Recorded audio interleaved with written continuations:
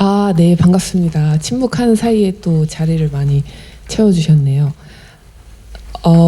네, 저는 기독교 반성폭력센터에서 활동하고 있고, 개인적으로는 기독교 대한감리회에서 이제 진급 목사 안수 과정을 하고 있고, 내년에 목사 안수를 예정 중인 네, 이은재라고 합니다. 반갑습니다.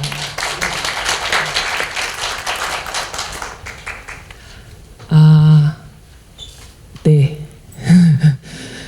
제가 사회를 맡았는데 사회 그냥 소개만 하고 끝나는 건 줄 알았는데 이제 요 전체 오늘 이 시간을 진행을 하는 거라고 하더라고요.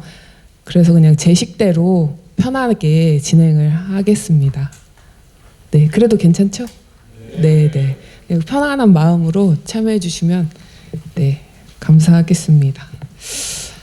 다들 각자 되게 다양한 이해로 이곳에 이제 오신 것 같은데 우선은 두 분의 발제를 네, 먼저 같이 듣고 그 다음에 이후에 토론을 진행할 건데 발제에 대한 질문도 아예 토론 시간에 같이 나누면 좋을 것 같아요. 토론 때 이제 패널 네 분을 초대해서 그분들의 상황과 그분들이 생각하는 에큐메니칼과 현장, 교회에 대한 얘기를 나눌 텐데 그때 좀 더 확대해서 이 자리에 계신 분들의 이야기도 같이 나누면 좋을 것 같거든요. 네, 그래서 그렇게 진행을 할 것 같고 아마 발제를 1시간 안에 두 분 거를 다 끝내고 그리고 그 뒤에 이제 토론을 네, 1시간 안에 네, 해서 9시에는 네, 최대한 목표는 9시인데 이제 많은 분들이 오셔서 더 이야기가 길어질 수도 있을 것 같아요. 최대한 그래도 네, 9시 반 전에는 끝날 수 있도록 네, 노력을 해보겠습니다. 네, 그래도 여기 지금 이 한국 개신교에 정말 한 줌밖에 안 되는 이 빛과 소금과 같은 존재들이 여기에 다 모여 있는데 그래도 이렇게 옆에 서로 웃으면서 평화의 인사 나누고 네, 그럴까요? 네, 평화를 빕니다. 네, 평화를 빕니다. 네, 저희 한 줌밖에 안 되잖아요. 네. 네, 이따가 뭐 더 얘기를 나누겠습니다. 그러면은 네, 남기평님 세큐메니칼이라고 다르지 않다. 그리고 김진수님 꿈 깨기 오늘 여기에 에큐메니칼이라는 제목으로 발제를 먼저 네, 듣겠습니다. 21분. 네, 제가 먼저 하는 거죠? 아, 네네. 네, 반갑습니다. 저 남기평이라고 하고요. 지금은 한국기독학생의 총연맹이라는 곳에서 네, 일을 하고 있습니다. 네, 이게 또 이렇게 크게 될지도 몰랐고 또 이게 뭐라고 이렇게 또 사람들 오는지도 몰랐지만 네, 제 생각이랑 여러분들 생각이랑 뭐 크게 다르지 않을 거라는 생각이 좀 들기도 하고요. 한동안 저도 이제 세대론에 대해서 네, 세대 그 이전 세대를 비판하는 입장에서 그런 입장을 견지하면서 그럼에도 불구하고 우리가 왜 이렇게 에큐메니칼 운동을 하고 있는지에 대한 글을 좀 써봤습니다. 지금 뭐 우리가 쉽지 않은 상황에 있고 또 여기가 뭐 크게 뭐 매력적이지 않다라는 것들 여러분들 너무 잘 아시잖아요. 여기가 뭐 봉급을 많이 주는 것도 아니고 그렇다고 뭐 업무 강도가 다른 데보다 낮긴 하지만 그래도 뭐 그렇다고 이렇게 엄청난 보람을 갖고 할 수 있는 일도 아니고 또 비전이 있는 것도 아니고 그럼에도 불구하고 왜 우리가 에큐메니칼 운동을 해야 되는지에 대한 얘기를 좀 풀어봤는데요. 제가 이제 저한테 주어진 시간이 이제 25분이니까 좀 얘기를 해보려고 합니다. 그래서 6쪽 보시면 될 것 같고요. 이제 5쪽은 한번 시간 되실 때 보시면 될 것 같고 이런 질문을 해봤습니다. 중간 보시면 오늘날 우리는 이 운동에, 특별히 에큐메니카 운동, 정말로 70년대부터 시작돼서 이어진 운동의 영광을 또 오늘까지 이어서 말할 수 있을까라는 것들, 그러면 그 영광은 과연 누구의 것인가 라는 것들에 대한 질문이었습니다. 그러면서 지금 우리가 에큐메니칼이라고 얘기하는 그 단어, 그리고 쭉 이어졌던 그런 역사를 통해서 유산이 이어져 있는가라는 의문이 좀 생겼습니다. 뭐 단적으로 얘기하면 유산은 없죠. 여러분들 뭐 따로 받으신 건 없잖아요. 그렇다고 뭐 이렇게 교지가 내려오거나 아니면 뭐 또 그런 기도 제목을 받거나 뭐 여러 가지 소명을 받거나 그런 건 아니잖아요. 근데 과거에는 여러 홍길동들이 존재했다고 다들 얘기합니다. 되게 신화적인 인물이 넘쳐났고, 근데 왜 오늘날은 홍길동이 없을까? 활빈당도 있었고 했는데 왜 없을까라는 생각도 좀 하고요. 이제 과거를 미화하기도 했었고요. 또 현재를 합리화하기 위해서 과거를 끌어오기도 했고, 이 합리화의 모습은 특정 세대의 명분이나 시대의 소명으로 아니면 반대편을 억누르는 논리로 그런 모습으로 다양하게 지금 변주되어 있다고 생각합니다. 심지어 이 합리화는 나이에도 영향을 미쳐서 생물학적 불가분은 전혀 통하지 않습니다. 네, 다들 한창이시죠. 한창이어서 그런 것들에 영향을 미치는 것 같습니다. 그래서 찬란한 과거의 영광은 오늘날 지금에도 실현 가능하고 목표 달성이 가능한 현실의 목표처럼 그렇게 세웁니다. 그래서 정반합에 정면 반드시 반이 오는데 합을 이루기 위해서 지금도 마찬가지지만 수단과 방법을 가리지 않는 모습들이 종종 나타나기도 합니다. 여기 운동이 특별히 에큐메니카 운동이 엘리트 운동이었기도 했고 목회자 중심의 운동이었습니다. 뭐 지금도 마찬가지고요. 그거를 부인할 수는 없습니다. 그래서 진입장벽이 높죠. 그러니까 운동성이 줄어들고 점점 기구 운동으로 축소가 되고요. 참여할 수 있는 공간이 없다라는 것도 확실합니다. 그 책임에서 뭐 저도 자유로울 수는 없어요. 기구 운동은 자리입니다. 그 자리를 맡는 순간 여러분들이 이제 헌신과 희생을 강요받게 됩니다. 네, 뭐 30만 원을 주던 20만 원을 주던 10만 원을 주던 자리 지켜야 돼요. 그게 여러분들이 자리를 지킬 수 있는 그런 명분이죠. 근데 이제는 요새 보면 저조차도 마찬가지지만 이제 헌신할 이유가 없다라고 외치는 경우가 좀 있습니다. 이게 저는 불성실이라고 보진 않아요. 이제 뭐 매력이 없다라고 생각하는 게 좀 더 강합니다. 7페이지 보시면 그 과거의 영광을 많이 회고를 하고요. 에큐메니칼 운동은요. 성공 사례를 좀 반복하려고 하고 있습니다. 그래서 이 성공 사례가 반복하다 보니 지금 우리 자리에 있는 폐허를 보지 못하게 됩니다. 그래서 우리 안에는 성공 만능주의가 좀 깔려 있어요. 그래서 성공하지 않으면 행사가 잘 되지 않으면 이 잘 되기 위해서 여러 가지 비판들을 막고 있고 새로운 세대 등장을 좀 억누르는 느낌도 강합니다. 그래서 이제 청년들이나 아니면 지금의 에큐메니카 운동하는 친구들한테 침묵을 강요하기도 하죠. 솔직히 저한테는 이제 과거의 성취가 자랑이 아니라 좀 압박이 되고 있고요. 전승이 아니라 억압으로 작동하는 현실이 이제 2025년이다라는 것들을 봅니다. 쇠락의 원인은 저는 이제 바깥이 아니라고 생각합니다. 요새 뭐 떠들썩하죠. 괴물이 나타났죠. 그래서 이거를 막 분석합니다. 그리고 개신교의 모든 것들을 괴물로 취급하는데 우리는 알고 있었잖아요.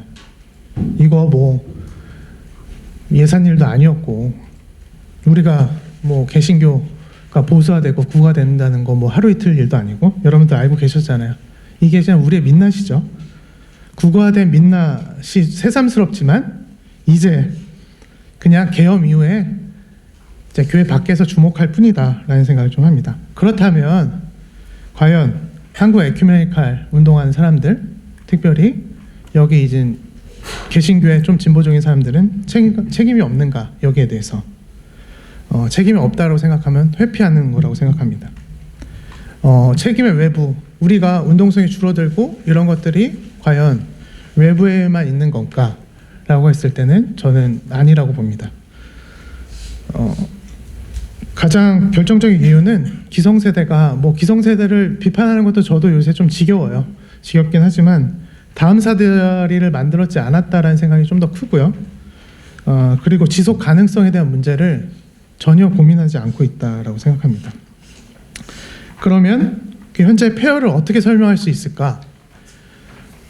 유통기한이 지났는가? 에큐메니카 운동이? 그럼 여전히 누군가에게는 매력 없이 계속해서 다가오는 건가? 아니면 매력이 있는가? 라는 것들.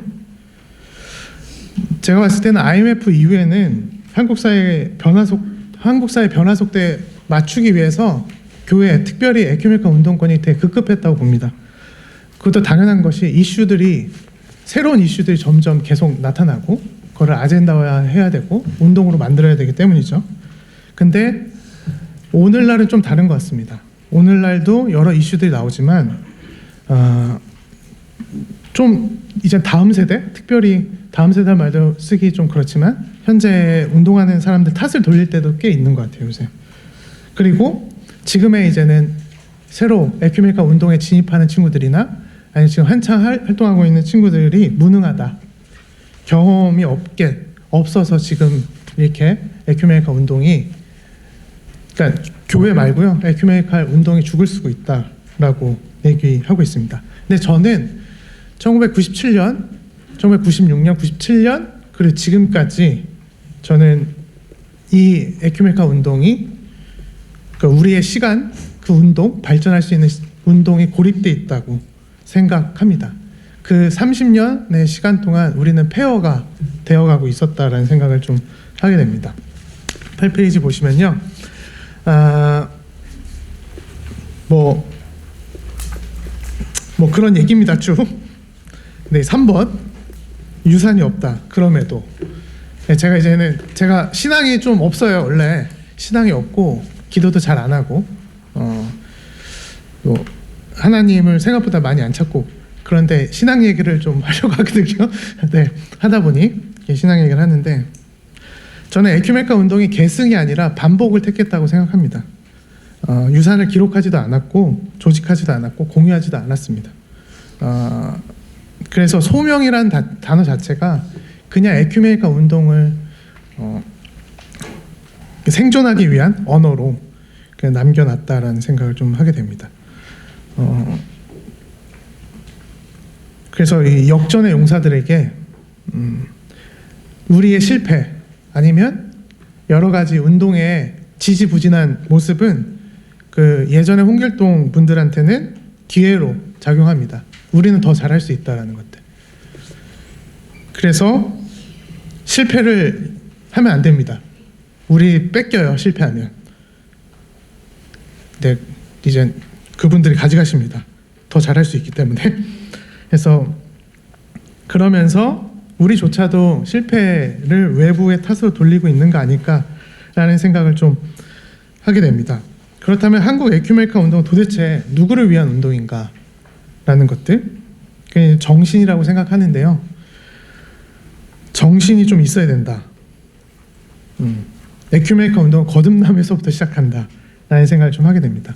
에큐메니카 운동은 본래부터 그냥 신앙 운동이었다고 생각합니다. 현장이 곧 학교였고 예배 장소였고 또 삶의 온도였다라고 생각을 해요. 본질적으로 그리스도인들을 위한 운동이었죠. 근데 기존의 교회 조직이나 교단 조직을 설득하지 못하는 것은 그 교단 조직 자체가 현장을 참여하지 않았고요. 참여할 수도 없었고, 또 현장에서 예수 그리스도를 체험하지 않는 이상 서로의 언어가 다르기 때문에 절대 설득시키지 못한다는 생각을 좀 하게 됩니다.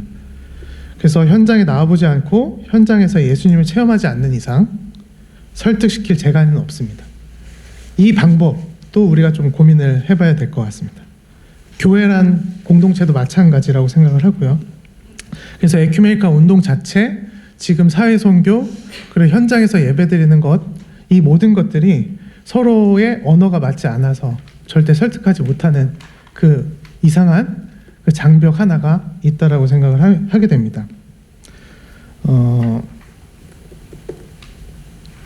저는 에큐메니카 운동이 이제 점차 그리스도인들 개개인을 잃어버렸다고 생각을 좀 하고 있고요. 그게 뭐 여기 옥선도 있지만 K도 마찬가지고 여러 단체들이 이런 저희의 현장에 대한 사람들을 감동시킬 수 있는 그 신앙의 내용들을 좀 상실한 게 아닐까라는 생각을 하게 됩니다. 그래서 현장이 축소될 수밖에 없고 결국 뭐 소멸하다시피 하지 않았나라는 생각을 하게 됩니다. 현장이 사라졌다는 사실은 곧 현장에서 예수 그리스도를 발견할 기회도 상실했다라는 겁니다. 현장이 뭐 파업 현장이나 뭐 세종호텔에서 앞에서 이제 거리기도뿐만 아니라 여기 뭐 Q&A도 있지만 Q&A의 어떤 그 현장, 뭐 EYC의 그 어떤 현장 이런 것들이 저희가 점점 사라지고 급급하지 않았나라는 생각을 좀 하게 됩니다. 그러면 시대가 악해서 우리가 이렇게 죽을 수가 있나, 잘 못하고 있나 라는 생각을 했을 때 우리도 마찬가지로 진영 논리에 대한 그런 것들이 좀 강하지 않나? 그래서 이 진영 논리의 판타지를 깨지 않으면 좀 쉽지 않겠다. 또 시대가 악하다는 거는 단순히 도덕적으로 분노할 게 아니라 우리 실존에서 시대가 악하다는 것을 좀 인정하고 또 이걸 어떻게 깨부실지라는 것들도 좀 고민해 봐야 된다라는 생각을 하게 됩니다. 악함을 극복할 수 있는 거는 저는 정신, 신앙, 거듭남에 있다고 생각하는데요. 이런 서사, 그러니까 이야기가 우리 안에 신앙의 이야기가 만들어져야 되지 않을까라는 생각입니다. 그게 이제는 이런 시대의 악에서 벗어날 수 있는 유일한 길이지 않을까라는 생각을 하게 됩니다. 그리고 뭐 저한테도 하는 얘기지만 우리 각 단체가 절대 잘나지 않았다, 취약하다, 그리고 서로 도와야 된다라는 것들을 좀 인정해야 되지 않을까라는 생각도 좀 하게 됩니다. 정서적으로 연결되기 위해서는 각자 잘나면, 저한테 하는 말이긴 하지만 각자 잘나면 절대 정서적 유대가 없을 것 같다라는 생각을 좀 하게 됩니다. 그러면 과거의 사다리가 없으면 지금 우리는 무엇을 만들어야 되는가? 기회가 넘쳐났던 과거는 다시 오지 않습니다. 청년들이 몰렸고 기회가 넘쳐난 시대, 몸뚱이 하나로만 공짜로 무엇을 하고 무엇이 되는 시대는 지났다라고 우리는 인정해야 됩니다. 운동의 미래를 말하고 싶다면 우리 운동의 생존을 또 책임져야겠죠. 우리의 상황이 누구보다도 처절하고 폐허라는 사실을 알기도 하고 인정해야 됩니다. 그러면서 절망적인 상황에서도 우리는 의미를 좀 찾아야 되지 않을까. 우리가 에큐메니카 운동을 하는 의미, 에큐메니카 정신이 무엇인지를 되새겨야 되지 않을까. 이게 지금 우리가 할 일이 아닐까라는 생각을 하게 됩니다. 실질적인 생존에 대한 이야기는 끊임없이 해야죠. 상당히 중요합니다. 우리의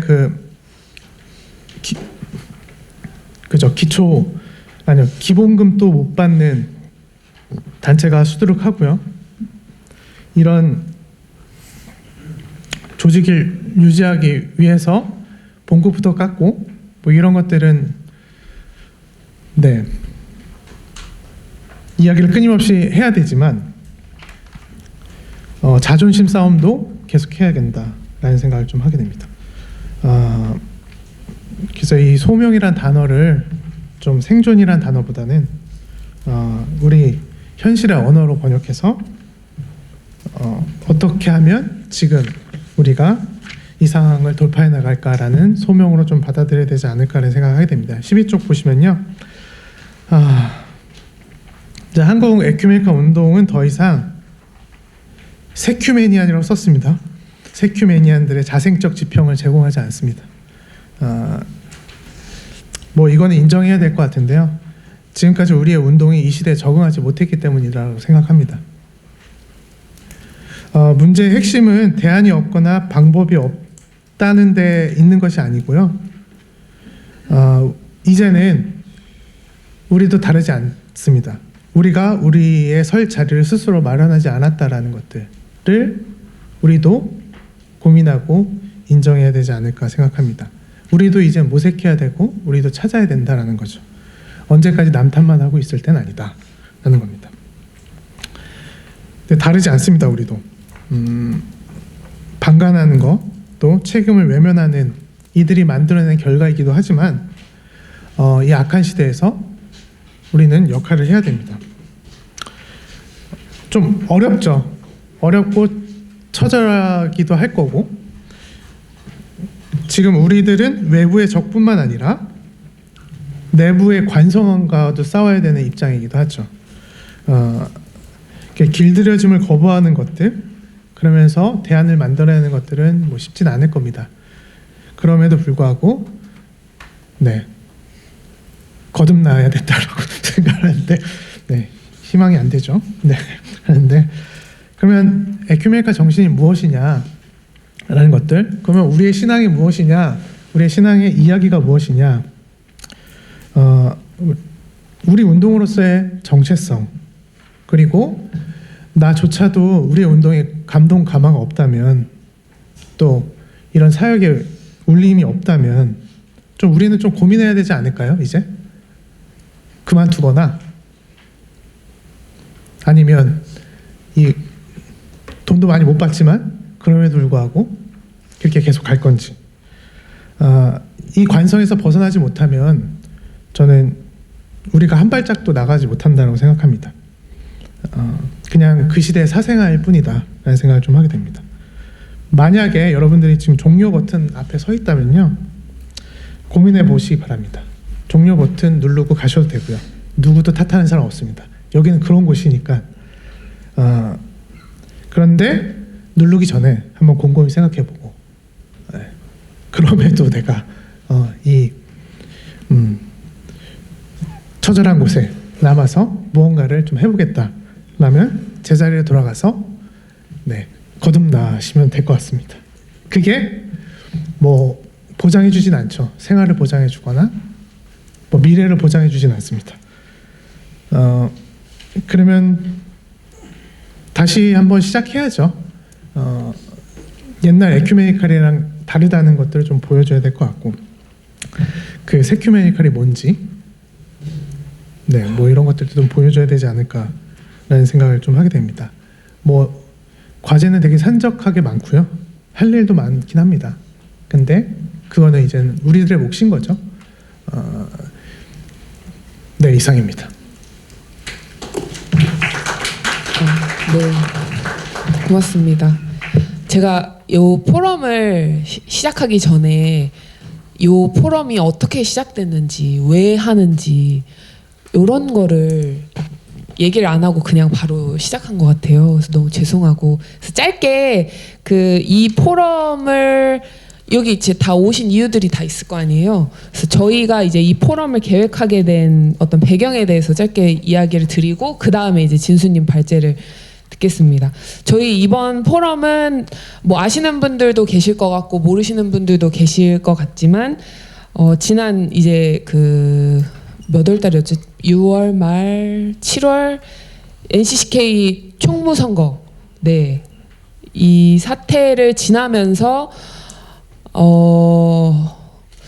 네, 그 NCCK 총무선거 사태에 대한 거는 뉴스엔조이와 에큐메니안의 기사로 아주 잘 나와 있으니까요. 그거를 이제 참고해 주시면 좋을 것 같고, 그 단일 사건을 넘어서서 좀, 네, 그 과정에서 드러난 한국 에큐메니컬 운동의 어떤 구조적인 위기 이런 거를 좀 같이 직시하고 새로운 방향을 같이 의논해 보자라는 의미로 이 포럼을 네, 같이 열게 되었습니다. 지난 사태가 단순한 어떤 인사 문제나 해프닝이라고 생각하지 않고 지난 수십 년간의 이 대형교회와 교단의 후원에 의존해온 광의의 에큐메니칼이라고 저희는 이제 그 에큐메니칼 후배 일동이라는 성명서가 또 있거든요. 그거를 또 찾아보시면 네, 거기에서 이제 광의의 에큐메니칼이라고 표현한 그 에큐메니칼이 한계에 다다랐다. 네, 더 이상 교단과 대형교회의 후원과 재정 지원으로 우리가 생각하는 에큐메니칼 운동을 이어갈 수 없다라고 저희는 생각하고, 특히 12.7 기도회부터 작년 계엄 탄핵 내란 탄핵 정국에서의 한국교회와 대형교회의 그 대형교회와 교단의 모습을 보면 더더욱 더 그렇게 생각하게 네, 되어지는 것 같습니다. 탄핵 정국 이후 아무튼 교단의 후원과 대형교회 후원 없이 어떻게 우리가 자립적으로 에큐메니칼 운동을 해갈 수 있을까? 어떻게 우리가 자유롭게 검열 없이 구체적으로 얘기하면 차별금지법 얘기하면 안 돼. 뭐 성소수자 인권 얘기하지 마를 그런 검열에서 벗어나서 어떻게 더 우리가 추구하는 에큐메니칼 운동을 할 수 있을까를 좀 네, 같이 의논해봤으면 좋겠다라는 의미에서 이 포럼을 네, 열게 되었고요. 그렇게 생각하니까 한국교회 이제 주변부라고 얘기하면 조금 섭섭하실까요? 그 아직 포섭되지 않은 채로의 그런 어떤 작은 공동체, 교회, 단체들이 있더라. 우리 지금 여기 이렇게 많이 있잖아요. 물론 이게 다인 것 같지만, 네, 아무튼 우리가 있다. 네, 그런 걸 좀 같이 발견하고 좀 이 사람들과 같이 어떻게 이 앞으로의 에큐메니칼, 새로운 에큐메니칼, 뭐 우스갯소리로 세큐메니칼이라고 했는데 제목이 됐지만, 네, 그걸 어떻게 우리가 만들어갈 수 있을까를 좀 네, 얘기를 같이 해보고 싶었습니다. 이 포럼은 그 가능성과 조건을 좀 함께 모색하고 고민의 어떤 씨앗을 심는 네, 그런 시작이라고 생각해 주시면 감사하겠습니다.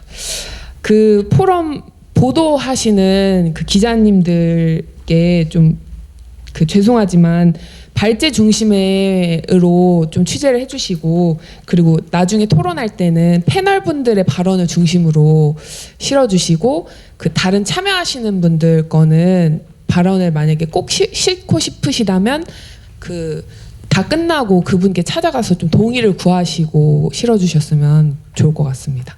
네, 요 토론 때는 좀 더 자유롭고 편하게 이야기를 나누는 시간이 되면 좋을 것 같아서 네, 그렇게 네, 진행하겠습니다.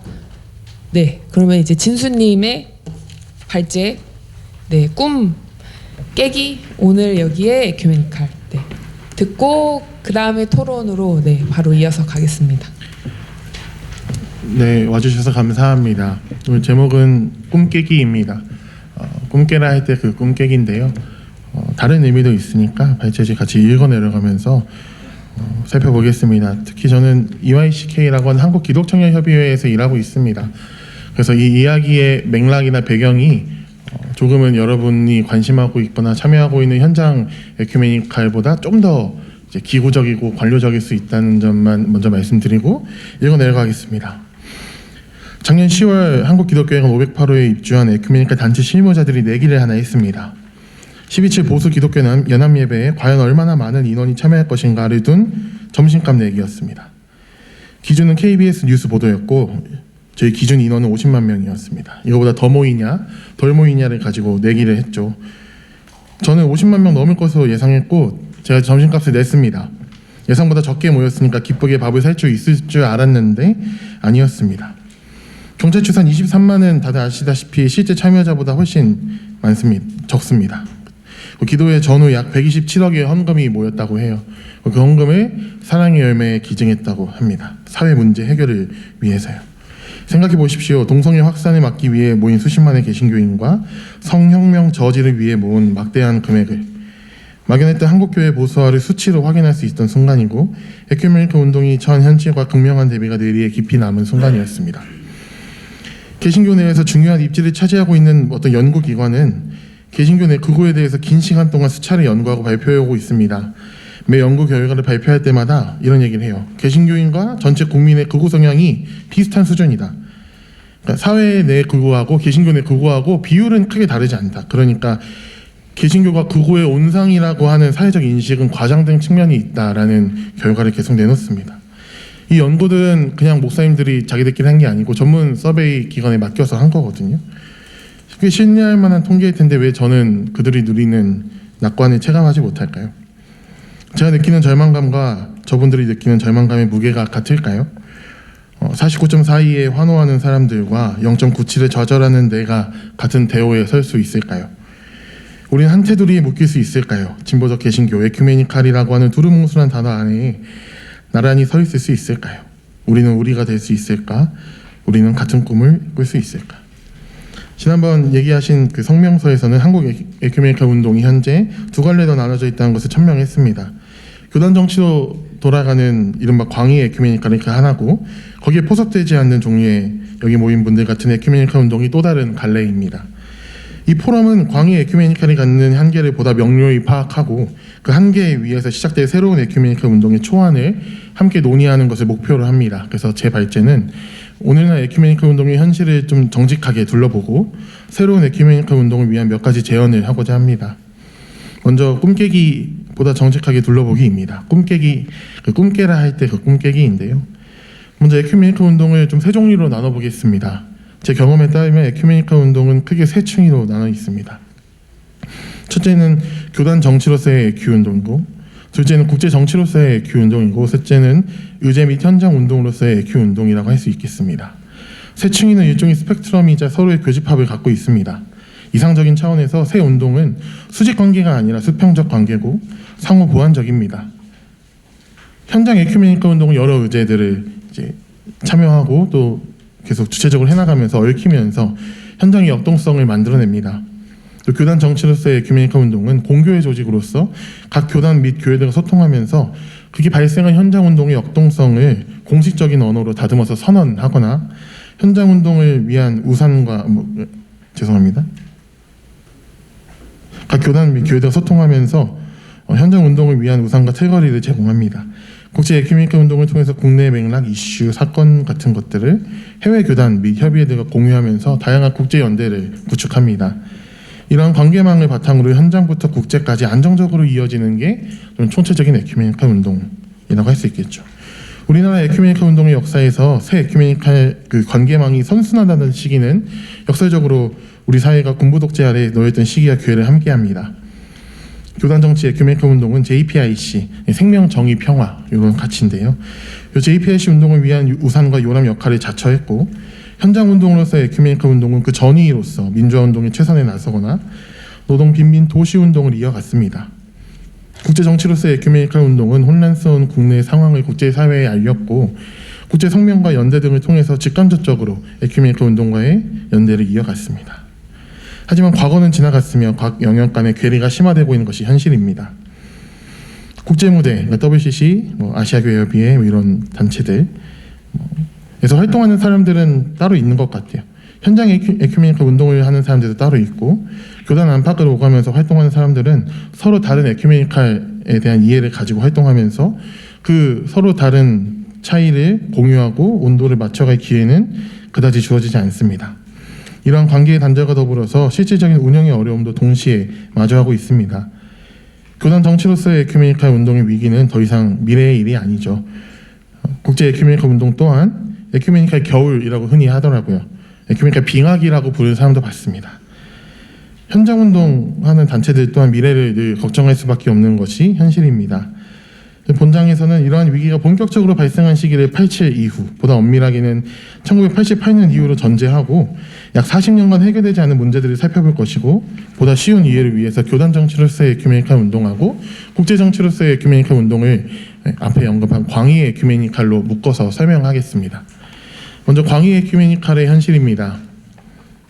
은재님 말씀하신 것처럼 어떤 이는 이번 총무 인선 과정이 어떤 이는 지난 총무 인선 과정이, 또 어떤 이는 몇 해 전에 있던 노태우 장례식이, 그 전에 박원순 추모식이, 더 거슬러 올라가서 12년 전에 WCC 부산총회를 대형교회 지원으로 치렀던 것이, 또 보수적인 교단을 회원교단으로 받은 것이 광의의 에큐메니칼이 기울어진 시점이라고 얘기들 합니다. 급격한 퇴보라고 하지만 사실 오래전부터 예정된 퇴보입니다. 저는 1988년이 결정적인 기점이었다고 전제하고 87 이후부터 현재까지 이어진 광의 에큐 운동의 현실을 설명하겠습니다. 70년 이전에는 몇몇 인사가 뛰어나신 분들이 개인적으로 앞서서 참여하거나 또 도시 문제나 빈민운동을 중심으로 에큐 운동이 이어져 왔습니다. 진보 운동이 이어져 온 거죠. 그게 70년 전태일 열사 분신 이후에 좀 더 조직적인 모양새를 갖춥니다. 71년도에 현 기사련이 만들어지고요. 공교회 조직들이 사회선교를 시작합니다.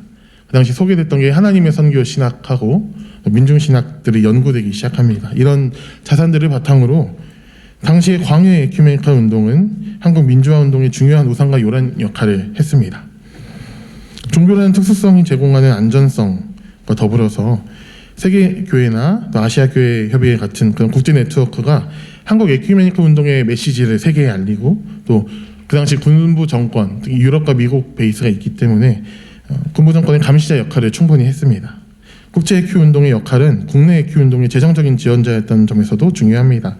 세계교회 지원이 있었고요. 특히 독일교회가 굉장히 많이 지원했습니다. 이제라는 이제트이인데요. 우리 서대문의 이재호를 아시죠? 그 이제가 요 이제입니다. 수많은 현장단체와 공교와 조직들은 척박한 군사독재 시기를 해외 자금줄 바탕으로 돌파해 나갈 수 있었는데, 이 상황은 87 이후에 급격하게 변합니다. 먼저 88년은 다들 아시다시피 올림픽이 있었습니다. 한강의 기적이 전 세계에 전시되었습니다. 한국은 경제발전과 민주화를 동시에 이루는 국가로 비쳤습니다. 군사독재 타도했고 경제적으로 풍요하고 정치적으로 안정된 사회처럼 선전됐습니다. 자연스럽게 한국 에큐메니칼 운동에 대한 지원은 점차 줄어들었고요. 물질적인 토대를 마련하지 못한 광의 에큐메니칼 운동은 금세 위기를 맞이합니다.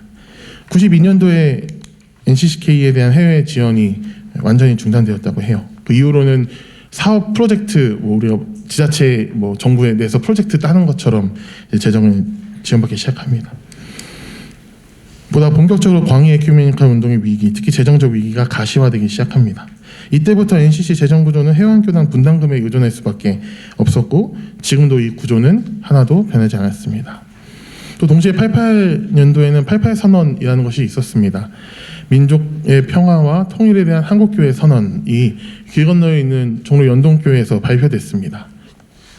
88 선언이라고 불리는 이 선언은 광의 에큐메니칼 역사에서 빼놓지 않고 자랑하는 성과입니다. 100주년 NCC 100주년 다큐에 되게 중요한 부분 차지하거든요. 한국 기독교 역사상 처음으로 통일에 대한 신학적이고 정책적인 지침을 제시했고, 이걸 바탕으로 90년대 통일운동에 아주 매진합니다. 특히 무려 그 당시 정권이었던 노태우 정권의 북방정책에 기초가 되었습니다. 이 88 선언의 백미는 죄책 고백인데요. 한번 읽어보겠습니다. 분단체제 안에서 상대방에 대하여 깊고 오랜 증오와 적개심을 품고 왔던 일이 우리의 죄임을 하나님과 민족 앞에서 고백하는 이 죄책 고백은 중요한 신학적 성찰이었지만, 이러한 성찰을 보수교회는 자신의 것으로 받아들이지 않습니다. 그 당시에도 간극은 늘 있었는데요. 반공주의가 죄라는 이 선언은 에큐 진영과 보수교회 사이의 간극을 이전과는 차원이 다르게 떨어뜨려 놓았습니다. 이듬해 89년도에 문익환 목사님이 방북하고 나서는 이 갈등이 극도로 더 심화되고 89년도에 한기총이 세워집니다. 이때 심화된 간극은 오늘날까지 통일이 굳이 아니더라도 다양한 의자들에 대해서 에큐메니칼이 뭘 한다 하면 무조건 그냥 반대하는 근거가 되고 있고요. 위에서 이제 언급했던 다른 재정 위기의 기폭제 역할들을 하고 있습니다. 오늘은 이 악순환이 심화되고 있는데요. 회원교단이 이제 96년도에 요 재정 위기가 시작되면서 순복음이나 정교회 같은 좀 보수적인 교회들이 들어옵니다. 그래서 이런 식으로 해결하려는 시도도 실패했습니다. 개인 후원과 개교회 후원을 통해서 재정 안정성을 확보하려는 것도 실패했습니다. 교당 분담금에 기댈 수밖에 없는 재정 구조와 교단 정치의 핵심인 보수교회와의 간극은 광의의 에큐메니컬 운동이 가진 한계의 울타리를 해가 다르게 좁혀오고 있습니다. 교세 감소, 노령화, 경제 위기 등으로 인한 교단의 위기에 직접적으로 영향을 받고 있습니다. 몇몇 메가처치의 영향력이 직간접적으로 광의 에큐메니컬 운동에 자리 잡은 지도 오래된 이야기입니다. 광의 에큐메니컬 운동에 동참해오던 적은 수의 개교회들이 있었는데요. 지도력의 세대가 바뀌면서, 그러니까 2세대, 3세대로 좀 담임 목사님이 바뀌고 성도들이 바뀌면서 에큐메니컬 운동에 소극적으로 연대를 하거나 아예 소통하지 않습니다. 공간을 빌려주지도 않고 후원 당연한 거고. 이런 흐름 속에서 광의 에큐메니컬 운동을 이어오는 기관들의 지속 가능성은 불투명해지고 부채 문제는 심각해지고 있습니다. 88 선언을 문제 삼던 이들은 이제 다른 목소리를 지은 데 혈안이 되어 있고, 광의 에큐메니컬의 주체들, 이 운동의 주체들은 생존을 위해서 꼬리 자르기식으로 스스로 역할을 지우거나 축소하고 있습니다. 결국 광의 에큐메니컬 위기는 대중성과 선명성 사이로 오가는 문제고, 87 이후 40년간 수도 없이 제기된 문제고, 여전한 당면 과제고, 해결할 수 없는 문제입니다. 지속 불가능합니다. 물론 광의 에큐 운동이 당장 사라지지 않을 겁니다. 그래서는 안 되고요. 다만 지속적으로 축소돼 갈 것이고, 그 속도는 점차 빨라질 것입니다. 할 수 있는 일과 할 수 없는 일은 더 명확해질 것이고, 그 과정에서 점차 흐릿해져 갈 것입니다. 피할 수가 없습니다. 광의 에큐 운동이 영원할 것이라는 꿈을 깨야 합니다. 그렇다면 이 현장 에큐 운동의 현실은 어떤지 한번 이야기해 볼게요. 아래 표에 대한 이야기들, 표에 써 있는 이야기들 한번 쭉 눈으로 보시겠어요? 사람이 없다, 역량이 부족하다, 사업을 위한 사업을 한다, 재생산을 위한 준비가 부족하다, 상근회의 일자리 없고 목사가 돼야 하고, 그래서 있는 사람을 모으고 훈련 프로그램 하고 평신도 운동하고, 이게 언제 세워진 걸까요? 2001년도에, 그러니까 24년 전에 에큐메니컬 청년 활동가 훈련 프로그램에서 도출한 내용입니다.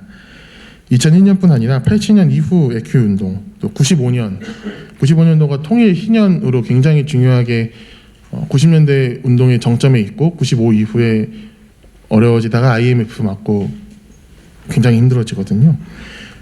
그 이후에 에큐 운동에 대한 고민에서도 제기되던 문제들입니다. 여기 써 있는 문제점과 대안은 여전히 유효할까요? 결국 현장 에큐메니컬 운동의 쟁점 또한 지속 가능성과 선명성 사이의 갈등이었고, 광의 에큐메니컬 운동의 위기와 같은 궤적을 그리고 있음을 알 수 있습니다. 먼저 교회 대중과의 괴리가 있습니다. 특히 그 당시 중요하게 여겨지던 게 교회 대중과의 거리인데요. 에큐 운동에 참여하는 사람들에게 흔히 엘리트다, 마피아다, 꼬리표 붙이는 것은 단지 이 운동의 언어가 고도로 발달한 언어이기 때문이거나 현장 에큐 운동에 들어서기 위해서는 일정 이상의 학위를 요구하거나 그러기 때문이 아닙니다. 이런 냉소와 조소는 에큐 운동이 그들의 운동이라는 인식이 깔려있고, 이 인식은 교회 대중과의 괴리로부터 기인했다고 생각합니다. 이것 인용문인데요. 이를 위해 우리는 아직도 이 역사 속의 기독자들에게 주신 임무를 깨닫지 못하고 도피주의적, 이기적, 기복신앙 안에 잠들어 있는 기독 청년 대중을 흔들어 깨우자. 이 87년도면 이제 그 민주화의 열망이 타오르는 시기잖아요. 이 당시 EYC 내부 문건을 좀 보면 에큐 운동에 참여하고 있는 스스로와 대중을 철저히 구분합니다. 그리고 그 대중을 계몽하면 된다, 이렇게 생각했습니다. 이런 방식은 그냥 청년 운동에만 있던 게 아닙니다. 그리고 앞서 살펴본 광의 에큐 위기와 함께 본격적으로 실패하기 시작합니다. 그러니까 민주화되고 나서는 더 이상 진보 개신교가 그들에게 필요가 없는 것이죠. 보수교회와의 간극은 더욱 요원해졌고, 노태우 정권이 이제 선량한 시민하고 이제 민중을 갈라치기 하면서 더 이 간극은 커지게 됩니다. 그래서 선배들은 생각합니다. 당시 선배들은 이 에큐 정신을 가진 이들이 각 교단 정치 내 요직에 자리하면 되지 않을까? 영향력을 끼칠 만한 좋은 교회, 큰 교회에 자리 잡고서 한국교회 전체를 좀 견인하면 되지 않을까? 이렇게 시도하기 시작합니다. 예를 들어서 교단 내에서 좀 세력을 형성하거나 재정적으로 안정된 교회에서 에큐 운동 전체를 지원하는 역할을 하고자 했습니다. 이런 과정을 통해서 현장 에큐의 저변을 넓혀가고자 하는 꿈을 꾸었고, 이 시도들은 소기의 성과를 거두지 못하고 있음을 우리는 각자의 교단 내에서 일어나는 수많은 사건들을 통해서 확인하고 있습니다. 그 다음에 진보교회와 현장 에큐메니컬 운동의 사이의 관계입니다. 교회 대중과 다른 진보교회 대중입니다. 우리의 교회는 괜찮을까요? 개교회와 현장 에큐 운동의 관계는 어떻습니까? 보수적인 교회 대중과는 결이 다른 진보적인 기독교인들, 그러니까 우리의 영토라고 표현했던 성명서에서 이 우리의 영토라고 볼 수 있는 진보적인 교회 운동 또는 민중교회 운동은 현장 에큐메니컬 운동과 얼마나 유기적으로 연결되어 있습니까? 광의와 현장 에큐메니컬, 요 두 에큐메니컬 운동은 가리지 않고 의사결정 구조의 주요 인원이 중노년 남성 목사라는 사실은 명백합니다. 현장 에큐메니컬 운동의 주체, 그러니까 운동의 방향성을 결정하고 기획하고 평가하는 모든 주체가 특정 집단에 과도하게 편중되어 있으며 평신도들은 단순 참여자로서 자발적으로 참석하거나 동원된다는 것을 의미합니다. 물론 목회자만의 영역이 필요한 순간도 있으면 자명합니다. 또 임금이나 노동시간 같은 근무 환경으로 인해서 주로 신학생들과 목회자들 중심으로 기관이 운영되는 면도 부정할 수 없습니다.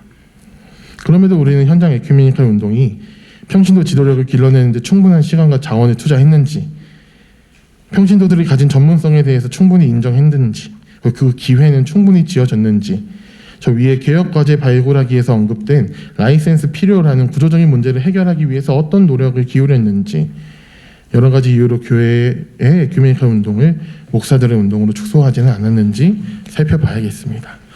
더불어서 이런 과정에서 현장 운동과 진보교회 운동, 민중교회 운동과의 간극이 더 멀어지진 않았는지 돌아봐야겠습니다. 교회는 현장 운동에 충분히 결합하고 있는지, 현장 운동의 역동성은 교회 내로 충분히 전달되고 있는지, 현장 에큐 운동의 토대로서의 교회, 또 교회의 선교이자 사명으로서의 에큐 운동이라는 이 유기적인 관계가 건강하게 잘 자리 잡았는지를 엄밀하게 평가할 필요가 있겠습니다. 그러니까 과거 민중교회였다는 것이 오늘날의 역할을 축소하거나 면죄부를 주지 않는다는 얘기입니다. 세 번째로, 우린 전선이 없습니다. 왜 우리는 각자 도생하고 있을까요? 우리의 교회와 단체들은 왜 연결되지 못할까요? 왜 우리의 연합과 연대는 일일성에 그치거나 행사를 치르기 위한 모양새로 나타날까요? 50년 넘는 역사를 지닌 기사련이 있고, 또 교단마다, 또 교단 넘어서까지 민중교회 연합 같은 에큐메니컬 교회 연합 조직들이 엄연히 존재함에도 왜 우리는 교회와 기관들을 넓게 아우르는 전선을 설정하지 못하고 있을까요? 에큐 운동의 가장 밑바닥이 흐르는 것은 일치를 위한 노력입니다. 각기 다른 신앙적 배경과 지향에도 불구하고 공동의 목표를 위해 끊임없이 대화하고 소통하며 공동의 증언을 만들어가는 과정이 에큐메니컬 운동의 방법론입니다. 그러나 우리는 이런 일치를 너무도 쉽게 광의 에큐에 맡겨놓지는 않았는지, 일치 운동을 그냥 신앙가 직제, 이런 운동을 하는 몇몇 기관이나 사람들, 아니면 종교 간 대화를 하는 사람들의 일처럼 치부하진 않았는지 돌아봐야겠습니다. 각 운동마다 전문성이 더더욱 요구되는 시간을 보내고 있습니다. 의제마다 해결해야 할 문제들이 더 심화되고 있음도 자명합니다. 이런 상황에서 워크숍이나 대화 모임 같은 걸 이제 산발적으로 하게 되는데요. 이 마치면 그런 생각이 듭니다. 아, 서로를 잘 모른다. 서로가 하고 있는 운동을 피상적으로 알고 있다. 각자의 처지와 상황이 꽤 다르다. 심지어 지향과 배경도 다를 수 있다는 이 낯섦을 느낍니다. 그러니까 너는 너고 나는 나. 내 운동 잘하겠다라는 것이죠. 그러니까 우리가 놓친 일치 운동은 우리 영역 안에 있는 교회와 기관들 사이에 이 공동의 증언을 만들어내는 것입니다. 또 우리 안에 간극이 좀 있습니다. 현재 일어나는 에큐메니컬 운동 내 갈등을 단순히 세대 갈등이라고 하고 싶지는 않습니다. 보다 엄밀히 표현하자면 앞서 얘기했던 광의의 큐와 현장의 큐의 선순환, 경험한 세대와 그렇지 못한 세대로 나눌 수 있을 것입니다. 우리 안의 갈등은 현재 에큐메니컬 운동이 마주한 위기 전반에 대한 인식 차이에서 기인합니다. 8, 90년대를 에큐메니컬 운동의 황금기라고 흔히들 부르더라고요. 이 시기에 활동했던 선배들은 고난과 탄압의 시기를 온몸으로 통과했지만 동시에 이 에큐메니컬 운동의 효능감을 가장 크게 경험한 세대이기도 합니다. 다양한 영역에서 동시에 느꼈는데 현실 정치에 87 이후에 쏟아져 들어갑니다. 그래서 정치인들 보면 나도 EYC 했었다 이런 그런 거. 교회 영역을 벗어나 시민사회 운동의 주체로 자리 잡기도 했습니다. 이어서 김대중 정권과 노무현 정권의 연달아 대거 참여하면서 에큐 운동의 성과, 그러니까 진보교회를 바탕으로 한 광희 에큐 현장과 현장 에큐메니칼, 대중성과 선명성이 강력한 시너지를 내던 그런 선순환하던 시기의 성과를 보고 열매를 먹은 사람들입니다. 그리고 이러한 성공의 경험이 오늘날 위기 앞에서도 여전히 믿음과 희망을 갖고 두 마리 토끼를 다 잡을 수 있는 묘안이 있다는 것처럼, 그래서 총물이 나가야 된다는 것처럼 그런 원동력이 된 것은 아닐까 생각이 듭니다. 2010년대 이후에 에큐메니컬 운동에 뛰어든 저 같은 사람들에게 이런 선순환 구조는 까마득하게 먼 이야기처럼 느껴지거나 전래 동화 같은 이야기처럼 느껴집니다. 제가 느낀 절망감은 아래와 같습니다. 보수교회는 진보교회의 메시지에 더 이상 설득되지 않습니다. 보수교회를 떠난 가난한 교인들은 진보교회로 오지 않습니다. 진보교회 인사들은 NCC 몇몇 위원회 위원장 하거나 위원하는 것 빼면 영향력을 지속적으로 잃어가고 있습니다.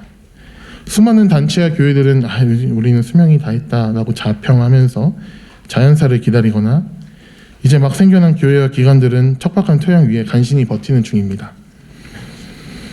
그러니까 사석에서 서로한테 종종 건네는, 여러분 못 들어보실 수도 있는데 차기 NCC 총무감이다, 이런 농담이 갖는 함의가 세대마다 180도 다를 수밖에 없는 것입니다. 우리 에큐메니컬 운동은 이대로 괜찮을 것이라는 꿈을 깨야 하겠습니다. 이제 나가는 말인데요. 여기도 꿈깨기입니다. 근데 여기서 꿈깬다는 것은 마치 조각하듯이 커다란 덩어리를 깨서 작지만 농밀하게 응축된 그림을 그려가자라는 것입니다.